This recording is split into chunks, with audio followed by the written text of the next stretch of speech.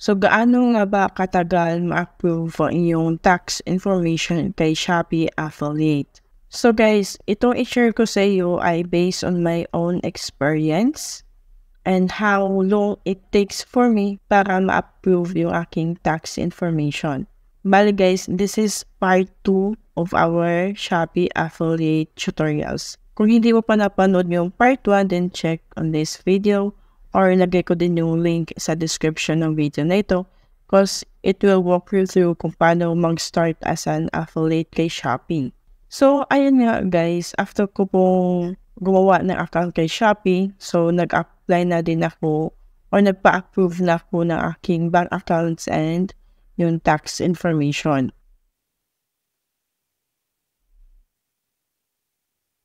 So, yung first na pagkakamali ko is yung username ko o yung pangalan na nilagay ko doon sa tax information ay hindi siya nag-match doon sa account ko kay Shopee Affiliate.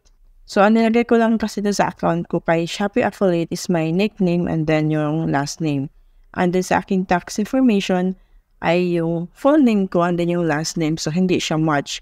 So, doon pa lang mali na talaga. So, binago ko naman yun. No, inedit ko and then pina-approve ko ulit kay Shopee. So, after that, nagtagal siya ulit ng ilang months ulit guys. And then, second error na sabi niya is, please place your full name, no nicknames in the proper spaces of your Shopee account for verification.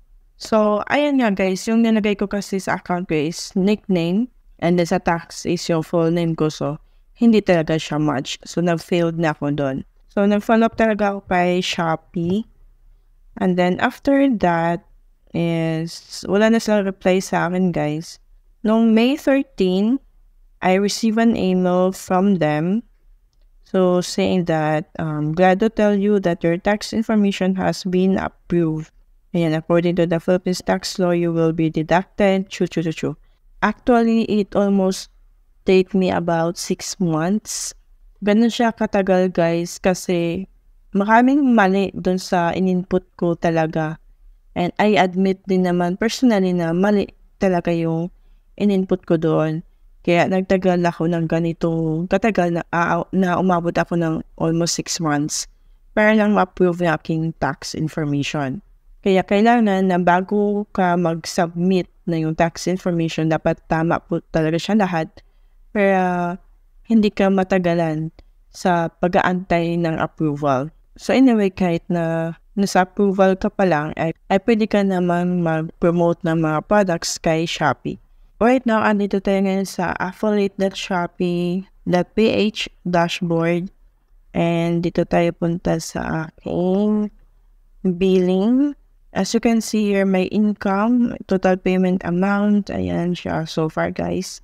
May naiipon na makit pa paano. Kasi ang nakalagay dito is payment status pending. I don't know kung gaano katagal itong pending guys. Kasi kung hindi pa approve yung tax information mo, yung income mo is hindi pa mailagay dito. And then yung status na nakalagay dito is cannot proceed the payment yata. Nakalimutan ko guys. Basta parang ganun yung ano niya. We will not able to receive payments kasi nga wala ka pa or hindi pa approve yung tax information mo. So, after that, na ma-approve na yung tax information mo, for example, meron ka ng mga earnings dito, ang makalagay na status dito is merong kailangan mong i-acknowledge. May link na ilagay dito tapos i-click mo siya and then you need to acknowledge the receipt. And then as you can see dito, for example, yung view details natin. Ayan.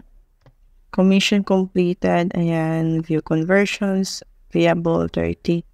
Payment completed time is pending and I don't know kung hanggang kailan siya magpe-pending guys. Hindi maging madali magiging Shopee affiliate kasi marami pa pala siya mga process na pagdaanan lalo na doon sa pagkuha ng earnings mo.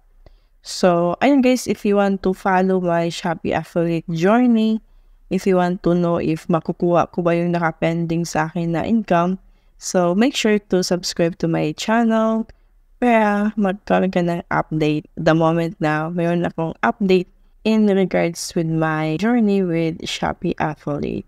So that's it for this video, guys. I will see you on my next video. Bye!